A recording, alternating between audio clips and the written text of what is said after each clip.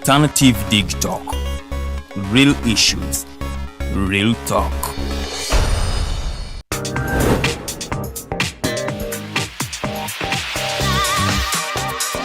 Hello beautiful people, you're welcome to the Snap Talk with your girl Teddy Tenjo every Saturday right from 6 to 7. Naku zino twajjirwa flat tami. Tukyayambalako ku ngoye obutukwata. Wajja na body shaming. Speak up. Gendo ba confronting. Obagambe ekyo kyemukola si kirungi. Towerabira nti tuli wano ku the alternative Digitalk. Mukwano gwange gwaliye. Topic kiki wandiyagadde twogereko. Is it about family? Nga nze tata wange amanyira nkola n'obuvunaanyizibwa nnyina bungi. Era agezaako n'anyamba yambako yanda. Naye kumukubira kumubuuzaako. Noga mama we bali kunzaala.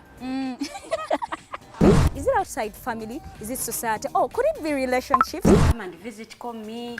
Simanyanga I miss you bichi. Especially embeera y'obudde si nnungi. Naye n'omuntu akwagalira mu season aba takwagala ze nkubuulira. Just be commenting a topic yona gyandiyagadde twogereko tujja kwa tujogera kwano ku the alternative Digitalk ku share enganzi the Snap Talk.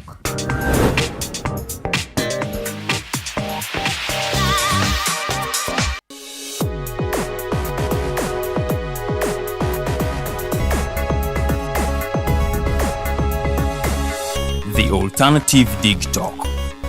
Real issues, real talk.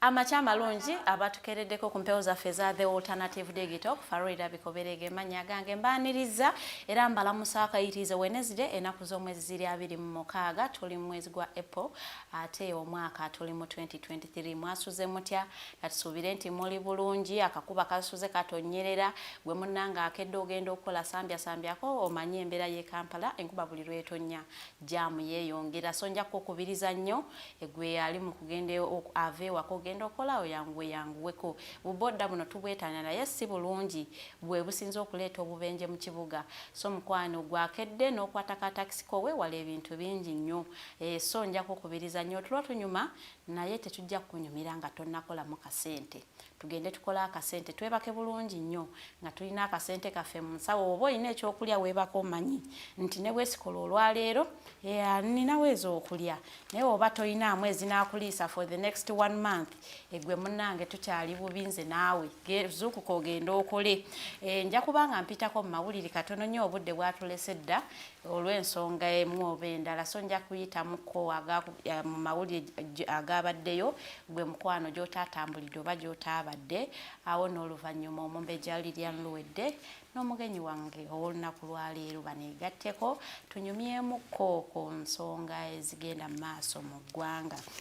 Nenga ngenda tandika n'abasomesa aba arts abagala okwekalakaasa bano nno bagamba nti salale waabwe aluddeyo bukyanga omwaka guno gutandika abasomesa bano tebafunangako salale kati no bala omwaka guno kitegeeza nti 4 months bano n'abasomesa tebafunangako salale naye nga bano abasomesa abagala okwekalakaasa bawaddeyo warning letter yaabwe ne bategeeza nti bwe batawaayo salale waabwe nabo nno bagenda kuteeka ebikola wansi bano n'abasomesa bawerera ddala 200 nga bava mu districts 50 naye nga bano basomesa ba arts era bano bagamba nti esente zaabwe bazichanolinga ne baziwa abasomesa ba sciences be bakeera obukezi ku macha last year ne babongeza omusaala paka ku miliyoni 4 bano n'aba arts ne basigala ku mitwalo 8 ano kyewuunyisa nti abe miliyoni 4 bo bazifuna ate abe mitwalo 8 bo babanje okumalira ddala emyezi 4 miramba kakati nno abo abe 8 be balina degree abalina diploma bo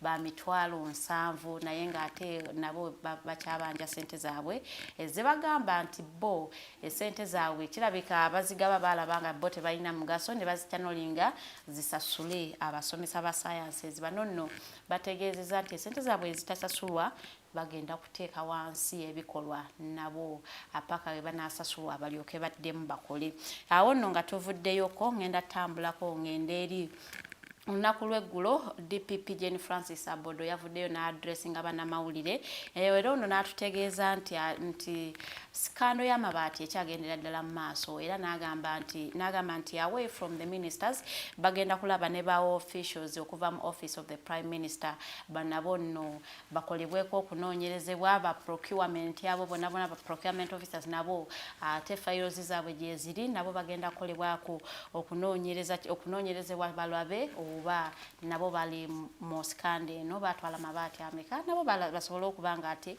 bakolebwako ng'amateeka weggalagirwa nonna tunajjukirwa nti a dozen of ministers be bali implicated mweno sikando ate ne ba lawmakers 16 so nno bano tugenda kulaba nga ate files zibatambulirako mpola paka we banavayo kubanga kinajjukirwa nti omusirikale omu yatutegeeza nti ate files 40 ze zagulibwawo ku iron sheet scandal ye Karamoja ati nno otunuulira ababaka aba ministers abakakwatibwako bali 3 bokka tujja kulindirira abalala be banasobola okubanga ate nabo babaleeta babakoleko investigations kubanga bangi nnyo betwalaba list yatambula betwalaba be batannabanga ate bakwatibwa so banabanga bakwatiddwa nabo bakolebweko investigations basobola okubanga ate baba bazuula nti nabo bali part of the whole thing nabo bakolebweko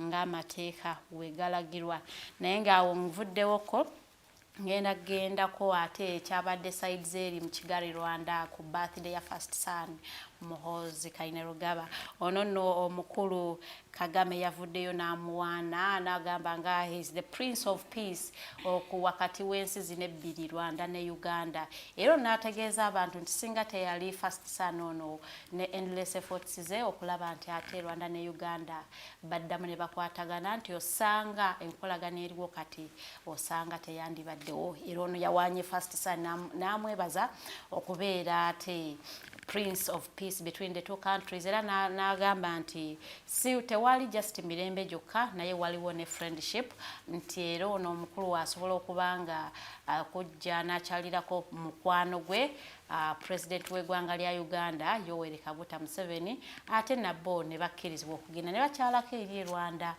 mu makago wa president Kagame so ono yavudde neebaliza ddala first son era ne first son ku bigambo bya president Kagame n'ayongerako n'agamba nti yeebaza president okubanga ate mukwano gwe nnyo era nategeeza nti bano nno basiringa friendship yaabwe oba bagitandika oba bagimarking n'ebirabo omukulu Kagame be yakwata n'awa Muhoozi Kainerugaba ng'ebirabo bino zaali nte era nga first son yategeeza nti omukulu yakwata ente 10 n'azimuwa okumarkinga the start of their friendship era nategeeza nti kati saawa eno ziri nte 17 ezeyongeddemu ne zizaala so kati nno bamikwano abadde bakubayo mu project ndowooza mutegedde first son amakulu gaali mu kukola wakati w'ensi zino ebbiri okulaba nga ate ya promoting a peace kinajjukira nti border ye Rwanda ne Uganda yali closed okulaba nti bannayuganda tebasala kudda Rwanda ate nga n'ab'e Rwanda tebasala kudda eno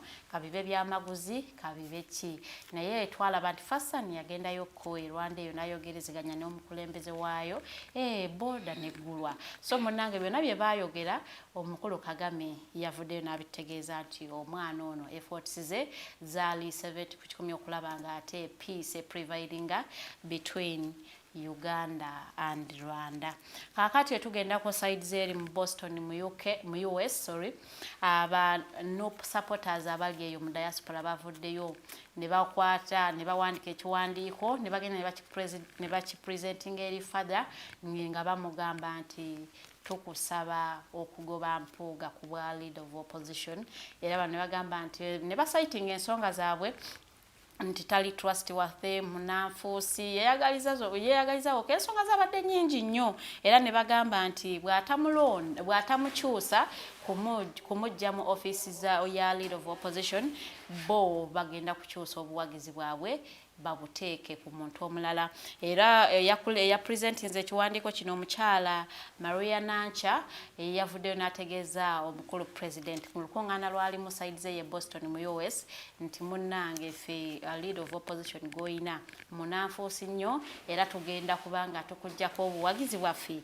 bw'obanga omusajja oyo tomukyusizza kulaba nti ate oteekawo omuntu omulala gwe twesiga. Naye era Bobi Wine mu kuba reply nga yabategeezesa n'abagamba nti abantu bonna abali mu kubasigamu obukyayi okulaba nga ate bajjamu enjawukana si bantu balungi nnyo, era n'agamba nti ensonga zaabwe ze bapresentinze azitegedde bulungi nnyo era agenda azirowoozeeko azikoleko n'okunoonyereza okulaba nti ate kyeboogera oba ensonga ze bapresentinze ntuufu. N'agamba naye yeetali reactionary nti omuntu olumugamba ekintu nga reactingirawo, so agenda kutandika investigations ku muntu gwe baagala agobe. Era n'abeebaza okubanga ate basupportinze struggle, n'agamba nti tebajjanga okwo ate baleme kuwuliriza n'amaloboozi agava mu nsonda endala nga gabasigamu obukyayi. Era n'abasaba nti basigale ku mulamwa kubanga struggle ekyagendera ddala mu maaso paka nga nakyemalira.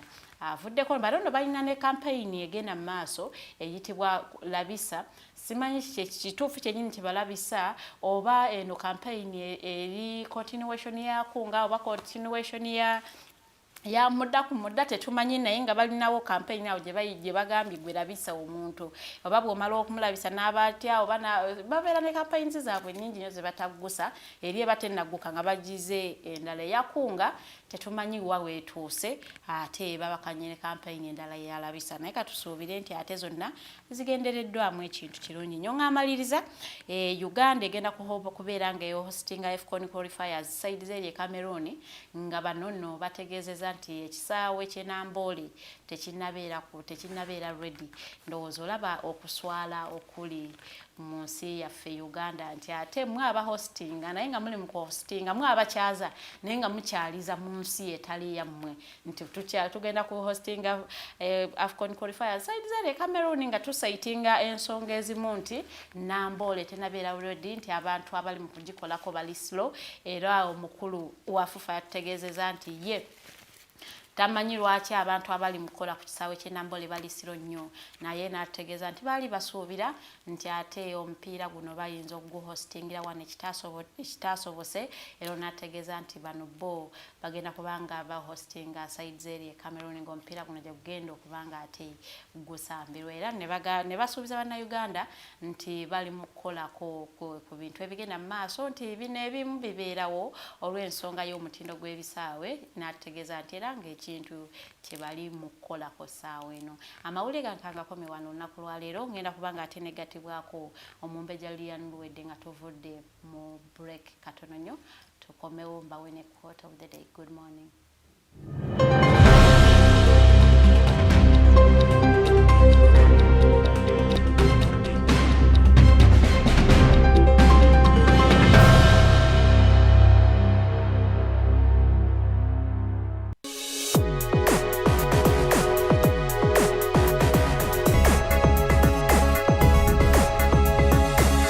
The Alternative Digitalk. Real issues, real talk. Hi Rogers, can I ask you something? Shoot. What does corruption mean? Well, summarily, corruption is abuse of public power for personal gain or for the benefit of a group to which one owes allegiance. For example, when a public office is abused by an official accepting or soliciting a bribe. By the way, private people can be corrupt too, like bribing police officers to escape fines. Okay. So exactly how does that concern me? Well, do you pay taxes? I guess, yeah. What does that have to do with this? Everything. Because those taxes you pay are supposed to facilitate services you use, like water, electricity, roads construction, medicines in hospitals, name it. Okay, that is much bigger than I thought. But it can be stopped, right? Well, yes it can, although it may not be as easy as it sounds. And here is the reason why. Corruption roots are grounded in our country's social, political, economic, bureaucratic traditions and policies. So, What has kept it going this long? I mean, why don't we stop it? Well, the main reason why it has been here for so long is because institutions are weak, either as a result of poorly defined ethical standards of public service, weak administrative and financial systems, or ineffective watchdog agencies. What can we do to stop it? At a national level, we must focus on strengthening the independence and effectiveness of public institutions that fight corruption. At a personal level, we must commit to never giving a bribe. I promise I'll never give a bribe. Well, that's a great decision you have made. Me and you now have to spread this message to all our friends. If we all do our part, corruption will be normal. This message is brought to you by Alternative Digitalk.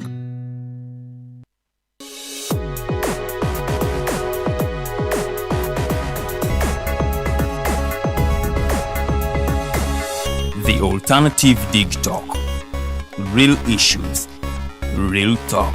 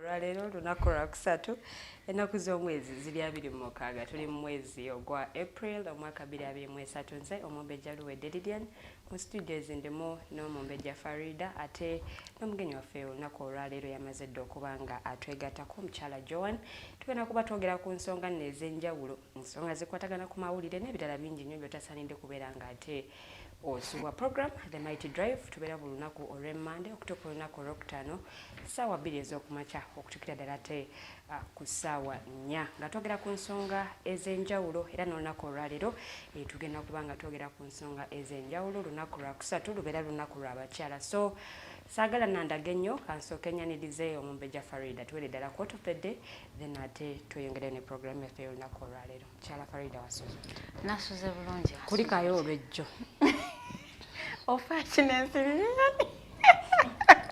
nkubuuzizaako we kuli kukola okwejjo twakoze alhamdulillah ne tunyuka mukama n'atusobozesa olunaku ne tuluyitamu era ne tukeera nga tuli balamu tumwebaza olw'ekyo kubanga aliyo bangi abatalutonze olunaku lwaliro ate n'ekiro n'akituwanga kikkakkamu nnyo so tumwebaza mukama katonda olw'otugabirira bw'atyo. Our quote of the day is, goals are individual, not universal. Just because someone can run further, lift heavier, go longer doesn't mean your effort isn't just as valid. So work hard for you and your own goals. Progress will come. Goals are individual, not universal.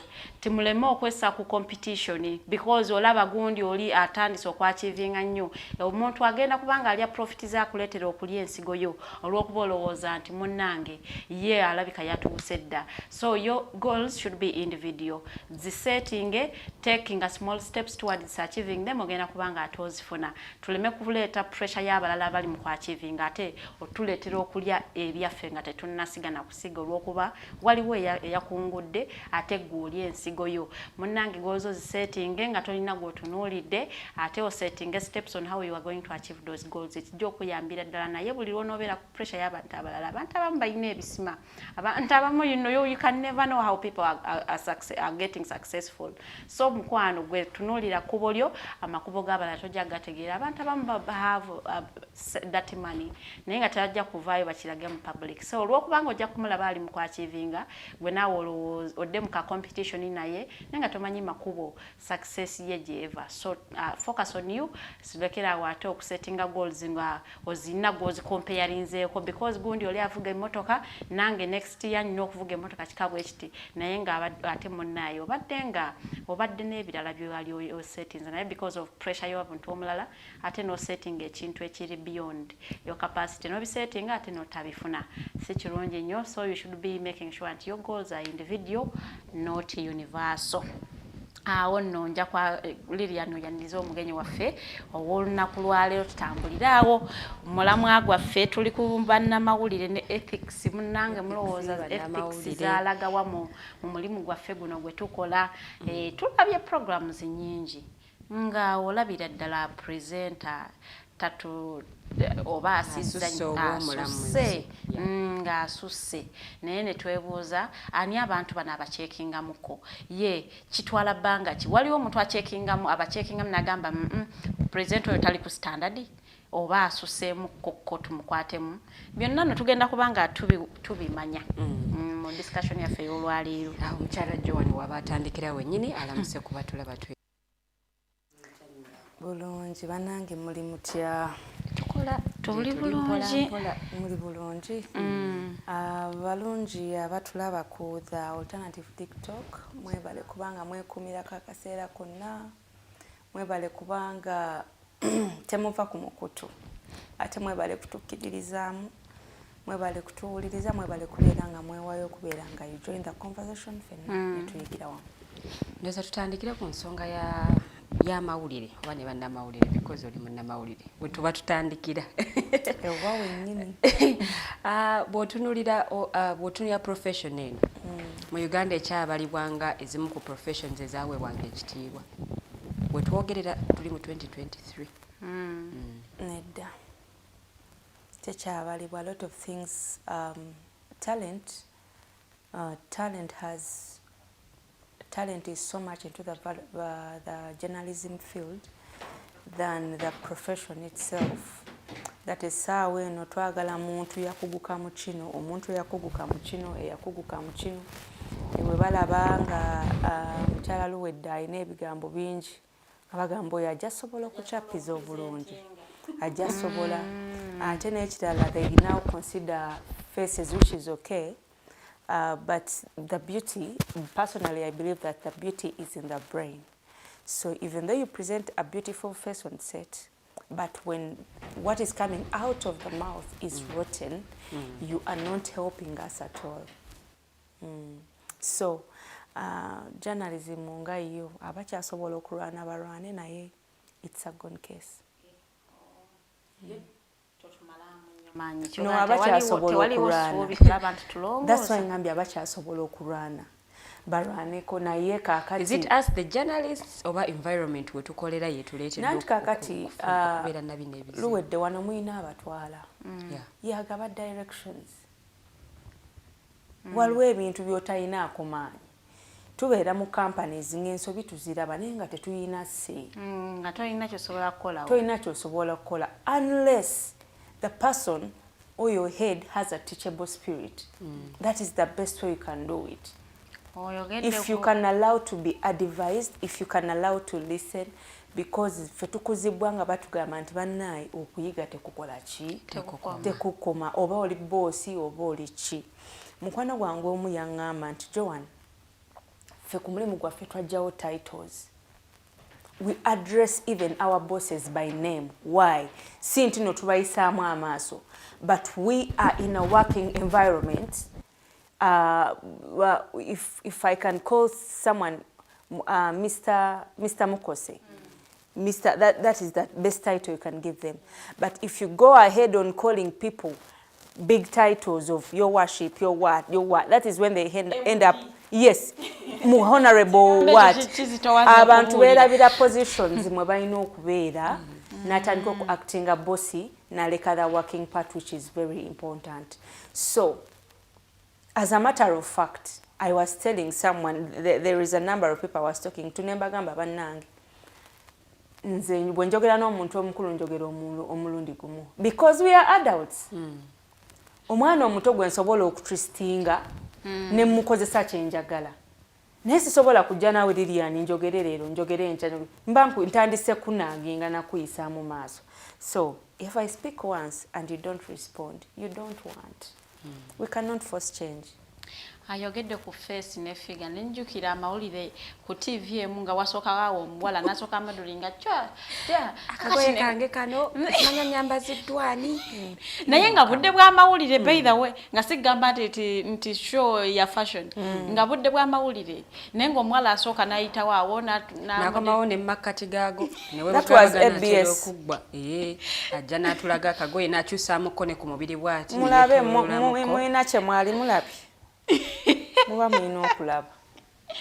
So bannange eyo tuyitiddeyo buyitizi naye ng'olunaku lwaleero tuli mu kudisikasinga enkuza y'abaana mu mulembe guno gwe tulimu tudisikasinga tekonologiya n'enkuza y'abaana nti fine tekonologi waali naye olowooza enkuza y'abaana eri traditional yandikyuse olw'okubanga nti katuli ku mulembe gwa tekonologiya bannaye oluganda luzibu.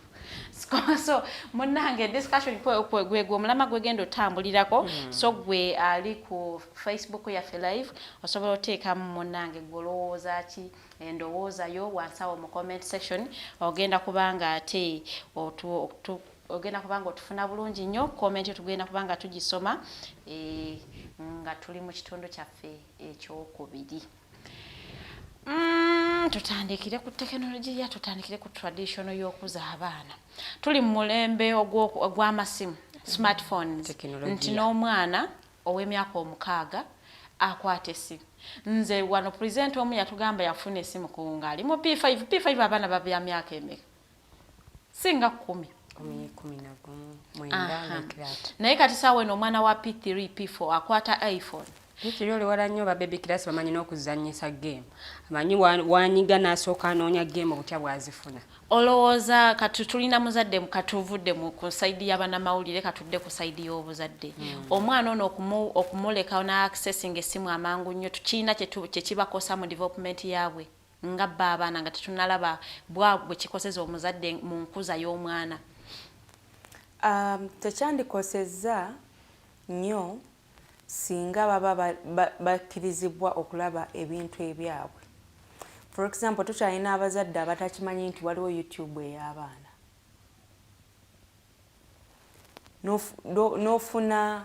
N'ofunira omwana tab n'omuterako ebintu oba content ow'emyaka gye. Because tujja kukkiriza naffe tuddukireko mu n'ensi nti ensi edduka speed. Abaana abaffe bakompitinga ne third world countries. First world countries what. So bwe tuba tetubakkiriza naffe kuddukira kweyo peesi tuba tubakotogedde naye peesi bagiddukiddeko batya. Osanga omwana alina tab alina TikTok. For those people who don't know, TikTok does not save. If you're wise enough, an app like TikTok shouldn't be even on your child's tablet. Kubanga kuliko abasamize abaana abali ku TikTok, they are becoming a nuisance. Waliwo akaana akato kemmanyi kavaayo ne kazina kazina ebintu by'abantu abakulu kaseegu even her body language webale nnyo bakakyazala ne kagate kasokosi kaseegu no body language ayo amanyi kyago mazibuzi museegu even her body language shows erayo nkubuulira bwe batamutangira 18 agenda batandisa abasajja ngenze nawala kubanga bamutandika kali akane ebintu byekekoza mu nnyimba nange omukazi omukulu sisobola bikola naye ngamba ensonyi just omwana ow'emyaka 8 10 abeerenga akola ebintu omwana oyo museegu nga ye sina yeye mama we yamutendeka batugambe there are very many various ways of grooming talent in children. Si kubaleeta ku TikTok kulaba content wa bulogo kwewemula buseza abantu bali okubalogera ddala ne bakola live nagamba nogamba nti sibanga mperezaako ku sibanga waliwo live ze bakolanga bali okubasamira sima bwotekako sente bweziti nga nkulagula mbulamu. So a lot is happening on TikTok. So omwana mukwate omutereko YouTube y'abaana kids YouTube ku tab ye omutereko ne cartoons muzegendeze naddala cartoon ya SpongeBob batandise abamu okubeera nga abaana babayigiriza bintu byokunula katuni ensajja ng'eyambadde ekiteeteeyi tuli mu kulwanisa bisiyaga. So you have to save content, you have to keep a keen eye on your child ku buli kimu. Don't assume they have to know, don't assume they might be not knowing. Go an extra mile of knowing. If nze taata wange you're taking care of each and everything, even the nitty-gritties, to the extent of channels ezimu eziriko abo abawemuzi, they were locked, you can't access it, locked. Yakiri mutekako Christian television zizokka, fenga ne bwe twebba ne tulaba bukedde kasita muwulira daddy. You have to, that was discipline that has raised that in Africa to tuke no jetuli nga tugamba these people were right mu bintu bye baali batugamba. Channels azirookinga otava kutakoma bukomi ku zirookinga n'akikkaatiriza sibasanga nga mulaba channel neno. But don't you think abaana, because abaana abamu balina obwongo nti bw'omugaana ekintu ayagala amanye lwaki okimugaana. But I mean, kiki ekiri yeeyo kyogezaako okumugaana ate n'amala n'akinoonyereza n'akifuna in a bad way. Fe yatulekanga n'ateekako ne mulaba sopu ne zituuka abantu ne bagenda mu buliri n'abagamba have you seen that, switch it off, it's not in your age. Nalabyeko ku Twitter nga waliwo gundi ya STV gye yatadde. I hope it's okay here to mention televisions. STV ng'erina akantu ke yatadde kuba tebaagala sasula abakozi ne batandika okuteekerako abaana kinaakukka ku TV. I'm going to ask Gabriel to send me that video. Oh yeah, obudde bw'ekiro prime time. Wow. Kati nze nga ndaba channel ne sigiroke nga ndi coach kinaakuka yennyini bannange. Nze ndi muntu mukulu siyawula kinaakuka. Ndikwewuunya STV yava ne tugamba nti egenda kubanga ekola sports ebintu ebirala ate because they want to work with people they don't want to pay.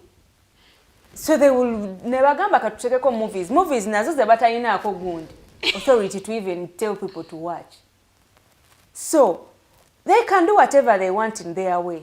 But bw'olaba nga TV stations ezimu nga tezirina clean content, look, waliwo we balookingira. My father knows how they lock those channels. He would lock them. Nga ne bw'oba oyagala tosobola za accessinga. So kati that means zonna zigenda kubeera locked because bw'otunira TVs ezisinga right now n'ezimu ez'abannaddiini for the better. Still for me, I have a friend of mine, is my mentor, Pastor Elijah. TV yagijjirako ddala for the better. Ewuwe temulaba TV yagijjako takyasasula subscription ewuwe until media bweneteeka in position for the content to be clean and for the TVs that are called family televisions to really mean what they are saying, that they are family televisions. That they are family televisions. Kati ono omwana gw'ogulidde essimu y'ogenda mu regulating otya? Abaana twogera nabo. You people abaana twogera nabo. Mutuuze omugambe. Nedda si ssimu. Kisinzira essimu ogiwa mwana wa myaka ki? I'm talking about a tablet.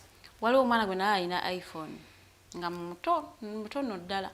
If you are talking about enkuza y'abaana, abazadde abamu balowooza okuwa omwana wange buli kyayagala mba mukuza bulungi. But sometimes ogenda kwonoona omwana oyo ogenda musimira entaana y'oku nsi. Afune access ku bintu byatakyasobola kukola ki kwejjamu. Omwana akule ng'alina omuyimbi gwe yeegomba gwalaba ku YouTube ng'ayimbira mu biteeteeyi alabe nga kiri oke. Kubanga oyo content akuza akola ki amulaba. Kati gwe bw'oba totekinze your responsibility as a parent to put a no on certain things because you think now because I have money I have to give my kids whatever they want, but it's not in their age bracket. There are so many ways to make your child happy rather than burying your own children all in the name of the money is available. Money is available, but at a certain point it will not help. Sente bwezikukutuukira okubanga tezimakinga sense obeera n'omulwadde ku kitanda ng'olina sente zonna naye nga siggwagaba obulamu. So remember to carry your heads. Groom kuza omwana. We always tell people kuza omwana naawe gwe wandyegombye abeere omwami wo babeere mukyalawo tomalaga kuza kuliza abalala banasinkana kuza omwana. I have a boy child. I have to impart in Jason what I would love my husband, the qualities you would want in a man. Exactly. The qualities I would want in a man. How do I want to be treated? That is what I have to insert in him. Sagala atuke abonyebonye mwana wa bendi gwa wasizza. Sagala atuke nga ali awo yefuula boss buli kaseera tasitaina kyasobola kukola. Sagala atuke nga buli kaseera ali awo nze njogedde nze ndagidde nze kino.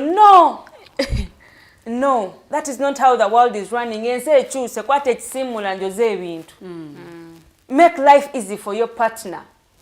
Ndikale gwe wakiritereze eddiiro tekawo oba yakitereze oba okay handle the kids. Kale bakwasaganya we bali because a woman is not a slave. Okay, handle the kids. Naye omwana kyota mutadde mutakimanyi. That is why right now mu generation yafe abasajja batumenya kubanga abantu beekuliza ne bakasuka awo ffe tuboneebone. We are in homes and marriages where we are mothers at the same time a wife and a mother of the children and a mother to your own husband. Because waliwo yalagajjala at a certain point. But now it's okukubirira. Otangira mutangire obera. Otangira abantangire n'omwami. Exactly. Otangira omwana n'omukulu. Ukasema neda kino tebakikola. Kakati leka mbabuli I was talking to my friend. So nengamba kati mukwano gwage. Njana okamusalira nkamweresa. So I was talking to her. Webatulaba bana abaami nga tubogolera abaana. No. Kati mbo omwami lumunga agamba omukyala. Honey, you know, you have to learn to talk to the kids. Osuse. Obabogolera nnyo. So mwana nga akwata essimu nga agiri muzasi. Nga taata ali awo. No, talk to the kids. Tomubogolera. Aslide nze essimu ya taata we. Kati ne taata n'avaayo aleekaane. Namugamba nedda, talk to the kid. And you said it so, talk to the kid. Mwana muto, talk to the kid. So we have different ways. Sometimes you have to be a little hyper. Yeah. Sometimes it depends on the situation. Omwana akutte essimu yange agikasuse nkuyisaamu oluyi mukwano. Bayibuli etugamba suula omugoyo noono omwana. Abakakati tebakyakuba.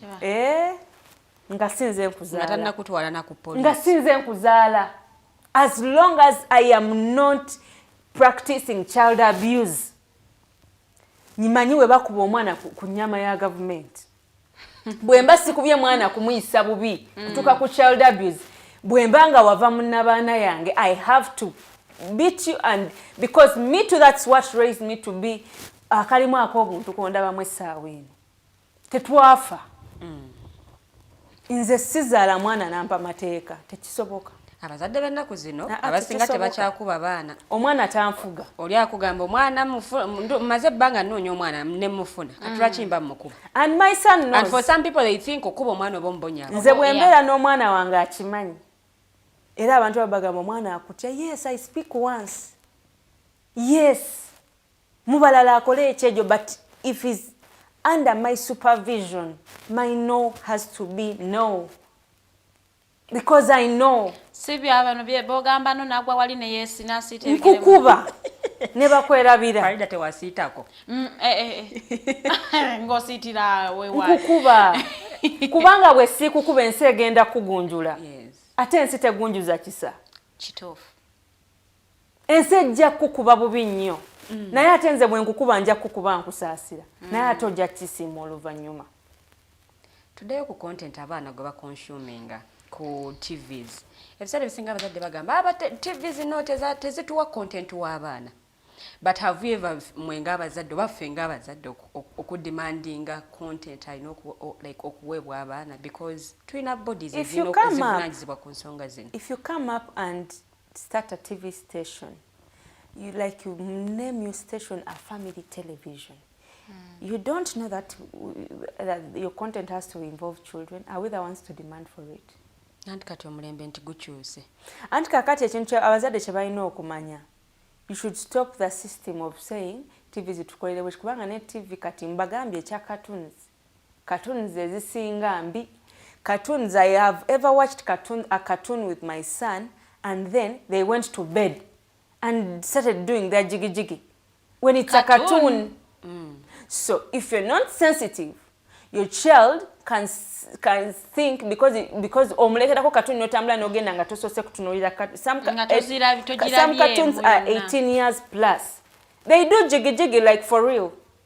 I have ever watched and then I felt embarrassed and then remote ononya remote omuntu omukulu otandika okusaba amasanyalaze gagende otandika okupapirira opapa era olaba omwana akulaba ng'oli mu kupanikinga kyokka ye tatemya ayagala nati amanye ebiddako n'ebiddako otudde naye muli mu kulaba cartoon he feels it's okay. So sometimes actually if you don't create time for your child ensi egenda mu creatingira time.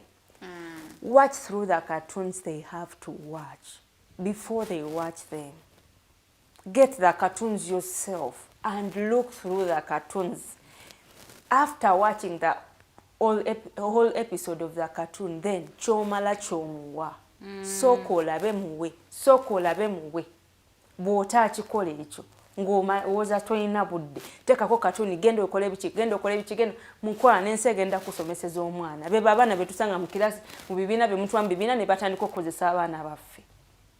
Abazadde abamu akeera ku makya akeera ku bunyonyi ffenna tuli busy matumbi budde naye tasiiba wako budde bw'abaana abawa butono nnyo. What is priority in your life? That is what has to come first. Even the Bible states it very well. Family comes first before church. Family comes first. If you don't have time for your husband, for your child, my former boss told me, I came ngandi mulwadde omwana mulese waka mulwadde nemugamba, you know my lord, I have come to work what nangamba, let me tell you Joan, when you die on job they will replace you immediately. But your family will feel the pain more. Nangamba, you cannot leave your husband sick in the house, your child sick in the house, you're also sick, you're coming here and you're assuring me that you've come to work. Go back and take care of your family. Come back when you're healthy and stable enough to work, to execute your duties. Nemmanya mulamu wange nti it's okay even for me to lose my job for as long as my family is at peace. It is okay. Bino ebintu byansi. Because if family does not come first in the first place, then buli kyokolokolo yanika mutaka. It is okay. Era nekiyiga that if I'm not fine, I don't report. For as long as I inform the concerned people, I don't report. Since then, I don't work when I'm sick. You will never see me in office. I'm sick. Let me first take care of my health first. So bw'oba creating budde bwa mwana wo kugamba nti kantuule nsooke ndabe cartoons zino nga tannaba kuziraba then nzimuwe. Ebya parenting biveeko kasuka mu ssomero nga bulijjo. Parenting is a big job. Omusomesa avaayo naye nga complaining agamba abazadde tebakyakola mirimu gyabwe nga bwe balina ogikola. Nagamba kati mutusindikira abaana nga percentage yammwe gye mwali menti okukola temugikoze. So ffe tukolako ekyaffe gye tusobola naye ng'abaana bammwe bali bubi nno. Ne mu masomero ekizibu ekyo gye kiri mubeera n'abaana mu ssomero naye ng'omwana alina empisa ze mutategeera. Nebuuza ono akulidde mu bantu oba takuze n'abantu. Kati kyekyo kye nkugamba nti gwe omwana woba tomutaddeemu kintu kituufu n'omugamba no we don't do this, no we don't do this, this is not right. Bw'atuuka n'eyo gy'abeera kubanga tetusobola temusobola beera mu ssomero nga buli omwana akuzibwa bulungi. Aba asobola okwawula, mommy said this is not right, daddy said this is not right, I shouldn't do this at my age, this is not for my age. I have my cousin sister's little girl, Kali sharp. Oba lumunna akasanga kakola kinagamba no. Mommy said that is not right for my age. So, abaana abo ekirala abazadde kye balina okumanya. Do they call it imitating? Like they copy what we do. They imitate.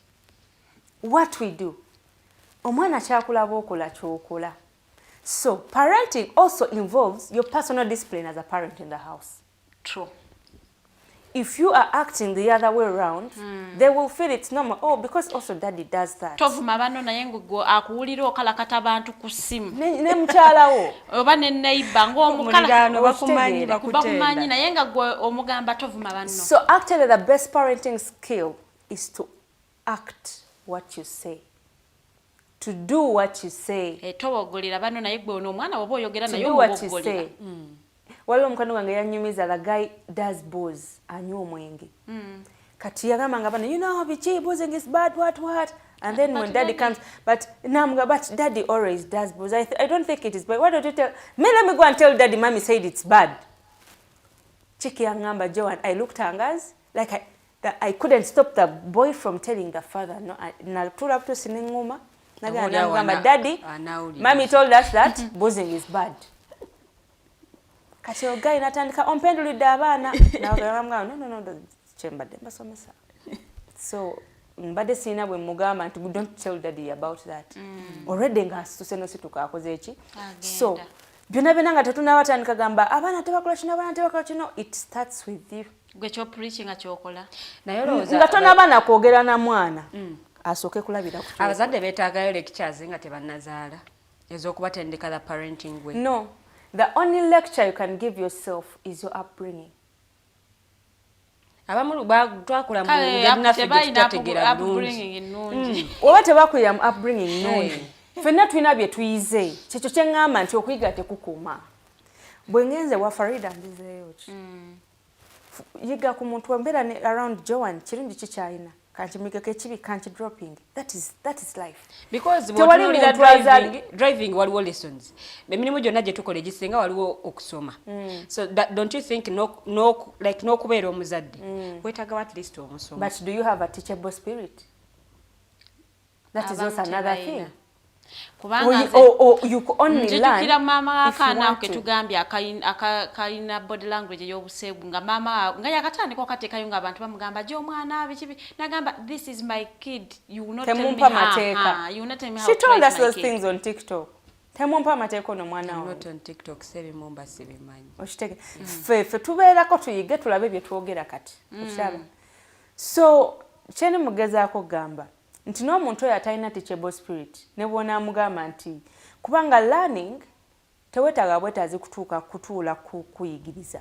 Ffenna ne mu environment gye tubeera tuyiga because me sometimes I work with my son wabaze because I don't stay with him lumu nengendako naye ku mulimu olina ogenda olaba handling y'omwana we waaba ali naye bw'ati no they don't do this, then when you reach nze omwana wange my elder brother ndowooza ekyofukamira kyakamuvaamu nze omwana owange ateeka ofukamira oba mulenzi oba muwala brother wange mukulu wange gwe nkugamba ekyokufukamira kyamulemeramu era ndowooza jazaakula agenza akivaamu buvi kubanga ffe nga ne bwe tutuuka mu office lwakuba nti right now kati olina ogamba abantu when it's office you greet when you're standing what but first our mother used to say even kneel naye era kubanga ti nina office twayingirangamu nga ganze ndi muganda fukamira ng'omuntu agamba nze ndi muganda fukamira oli mutuufu nnyo okitegeera so abaana bako hi however much we are in the modern society tuleme kusuulirira nnyo traditions ennono zaffe omwana afukamire omwana tatunulira abagenyi nga banywa caayi munayigaliko kaana kakumwegeka amaaso ne kasimba olukono bwekati oba ndirlake oba sinaba kukyetegereza sinnakiraba nnyo mu nnyumba yange kubanga nsobola ogw'omwana mbulako olwaki be batugamba nga abantu bebabeeranga banyumya ng'ogendanga n'ozanyira wabwe twagala emboozi z'abakulu I did if twakitendeka abaana if we are having adult talks they find a way engeri gye beemulungulamu ogenda olaba they are all not there nga tomugidde nze saagala mwana atera kujja wa muzadde we ng'emboozi egenda mu maaso because muba munyumya omwana nga zaawo n'atuulira nno ddala nga n'omuzadde tamugambyeko ng'ate ali mu banne balina emboozi gye banyumya ogenda okulaba ng'emboozi ekyuka mpolampola because already oleseewo omwana kati akaana bwe waliyo abantu kye balya nga kabatunuulira omwana ayinza okutunulira bwati nobeera nga gwabbye abamu bajja naga mpaako I don't want to think about it. But apart from okuba, kiki ekyo omuzadde kyayinza okukozesa okugunjula omwana? Ngeri nyingi ey'okugunjula omwana si kuba kokka. However much wotukira ffe tujja kweyambisa nnyo kuba ffe abazaala abalenzi because ffe tumanyi kye tuliko. Omwana omulenzi sometimes amaanyi ge baba nago mangi. For me, you can find Jason ngali ku balcony waggulu. N'omusanga nga walampye entebe waggulu. Kati nze oyo wange muwanulayo bwenti. Abalenzi bo abasinga b'amaanyi. But there are ways of omwana n'okwanguyira ogamba when people start saying we have to talk to the child. Omwana n'okutuuka ku seri ogamba nti omwanguyira okwogera naye nakyo kiviirira. Omukuzizza otya okuba nga awulira. Omwana omukuzizza okulaba nga he or she can pay attention to listening to what you're saying. Because for me, when I am talking to my son, I speak once. I tell him, njogera gusemba, with a loud voice. There, he will not do it again. Then, waliwo abaana abawala abamu, you can say, mommy doesn't like this. This doesn't happen this way. Naye sikumukumira. Create that time where they feel there is love, but when they know it is serious time, it is serious time. When they know you always joke with them, don't be a tough parent all through, but when you mean business, it is business. I have also my best friend, yesomeseza abaana b'ewaka. Yabesomeseza awaka. Naye, I am sure when she's in class, aina syllabus eyo mwabesomeseze ya international school. But when she's in class with the kids, she's a teacher. When she's home, she's a mother. Ero muwulira nga coordinating abaana here and there. She's a teacher, and they learn, and they pass. And then, when they come back home, they can do all the children, but class time is class time. So abaana obawa schedule ne bamanya, here mommy is joking, here mommy is serious, here mommy doesn't want nonsense. And they will learn that. Ne babeerawo nga bali happy, naye nga bakimanyi nonsense wajjiramu, they know what is going to happen next. We have all been raised with tough love. Nga daddy mubaamu lwabalaga love, mubaamu lwafuuka engo. Tulina abazadde ennaku zino mwana anyiiga ne yeetonda omusanga avunnamye. I'm sorry. Nati omwana anyiiga ne yeesongotula n'ayingira mu kisenge n'akubawo n'oluggi ng'azifu gy'akuba ye yagizimba. Nti obusungu bwalina bwali bwa jjajjaawe. Nze njagala mbabuulire oba nakozibwa bubi oba nakozibwa bulungi sigenda zaala mwana nfuge. Sisobola kuzaala mwana nfuge. Tekisoboka nkozi nga tavudde mu lubuto lwange. You have to abide. My father always told us, for as long as you still sleep under my roof, my rules and regulations have to prevail. With all costs. Nange kati lwenkiraba.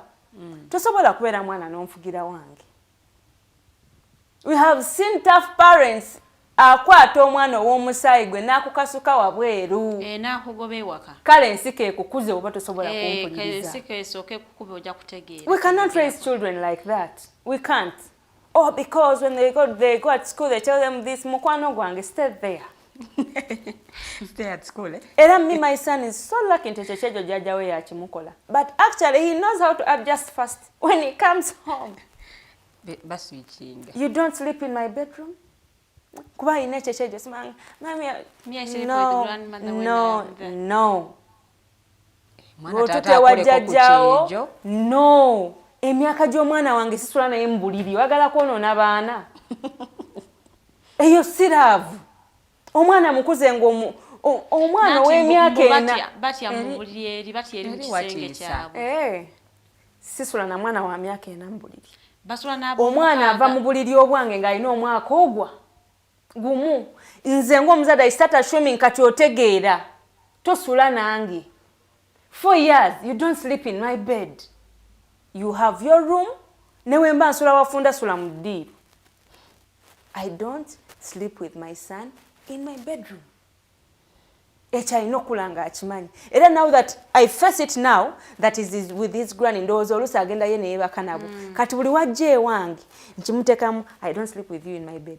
I keep telling, and I want it to stick in his mind that, Jason, you are 4 years, I don't sleep with you in my bed. That is your granny. That is your granny. I cannot operate a home that is moving on movies in my house. You are either going to listen to the movies or you're going to abide with what I say as a parent. Because if I am your mother and is your father, we don't wish anything bad for you. Nenga bwetunzika discussion eno kwa tuli mu kitundu kyaffe ekyokubiri.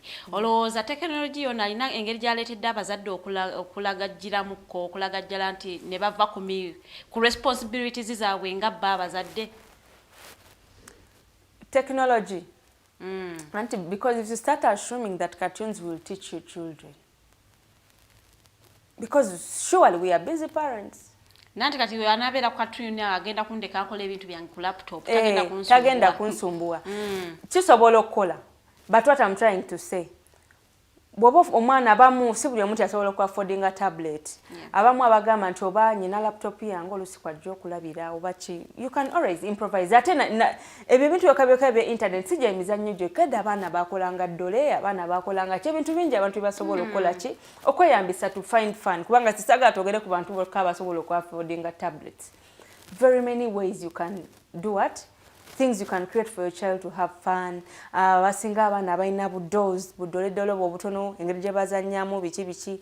For as long as you don't emphasize your children to go into the mama and tata game of hide and seek, you supervise, keep a keen eye. You can be busy, n'omuleka n'azannya, naye funamu akadakiika dduka naddala ng'obawulira basirise. Genda omukebereko ogamba ono asirise ali ku ki. Kakati gwe asobola okuaffordinga tablets. Just funa cartoons ezo zidownloading ziyiseeyiseemu chap osobola ziyisayisaamu mangu. Kati bw'oba otusokola emirimu gy'oteekako kubanga okimanyi screen content, omuterekawo mubuuza bulizaawo okola ebyokola kubanga oli sure of the content gwali mu kulaba. Naye buli bwe tunaagamba nti we are busy tugenda abaana basola ate mu buzibu obuli. Olowooza omwana gwe bakuliza mu kyalo alina kyayawukanako n'omwana akulidde mu tawuni? Kubanga mwana akuzibwa mu kyalo abeera hands on, alima akula exactly. Empisa ze zibeera different. Ate munaye mu kyalo teriyo mbwa ate omwana onooloopa omuzadde tebabiwuliranga nako biri mu town. Report it to my auntie.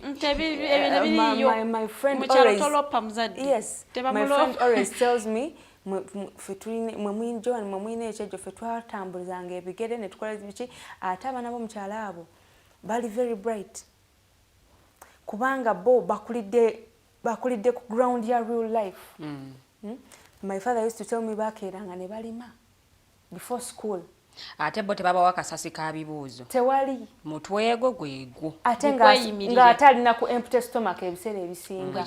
So bo tough life bakuzizza nti first, even when I would go to visit my grannies muchalo, bonna bagwawo on my father's side. Ne buli we twagenda nga ffe abazzukulu nga tetukola. Olaba nti bazadde baffe baali bazadde then. Bazadde era nga abagamba kuba kati bw'otuuka mu luggya lwa taata wo osigala oli mwana. Nga bagamba Peter, come and do this. Nomulala nakola kino. Ffe nga abazzukulu tuwa kati Jason tisobola munenya kubanga ali mu bajjajjaabe. Bo bamukola ekyejo buli wasabira soda bamumwa ewange nja mulaga. You have to wait, money is not available all that time. Ne weziba weziri. Nze siraga mwana nti buli kyosaba nkikuweerawo sikikola. Wait, because you have to teach kids to be patient. Wait. And when you don't have money, talk to them. Omugambe sente lero teziriiwo. Akimanye ti si buli lwalisaba ekintu kigenda beera available all the time. Ne kati for me now, my sisters tell me at home, Jason wanava kunywa katika soda kakuna. I just laugh and I'm like, wajja wane utabikola? Because I'm just serving. Nze tonsaba soda simanyanga. Mommy, I have drunk njagala kuddayo kuduka kufuna soda mlala tobikola. One bottle is enough for now. We shall see later. Wait. Ajana kutamira sugar zitamiza abaana ne babira. So nanti kachogamba wabere wajjaje walinga ina access fridges guli kino kiri wano. Now biscuits zange bichi buli kimu awuli buli kimu kiri at wajje wange wano akimanyi nga mugolola akimanyi. You don't eat all the time. You rest, your mouth has to rest. Era njogera naye buli wajje wange your mouth has to rest. You don't eat all the time. Era wajje wange tulina ekyumba ky'enkoko, tulina enkoko ng'agenda mu nkoko ne taata we nga abeera mu nnimiro yakina atunuulira abakolakolako bye bakola bwe bite bitonotono because we have small gardens around. So si buli kaseera katunzi yadde nga tuli mu modern world katunzi beerawo naye ffe era omwana wajje waka kiyumba ky'enkoko yakiri omutuma n'omugamba kakati genda oleeta ekiri ki watering can oba leeta kiri kidrinka olaga omwana nti asobola okubeera all around not only katunzi.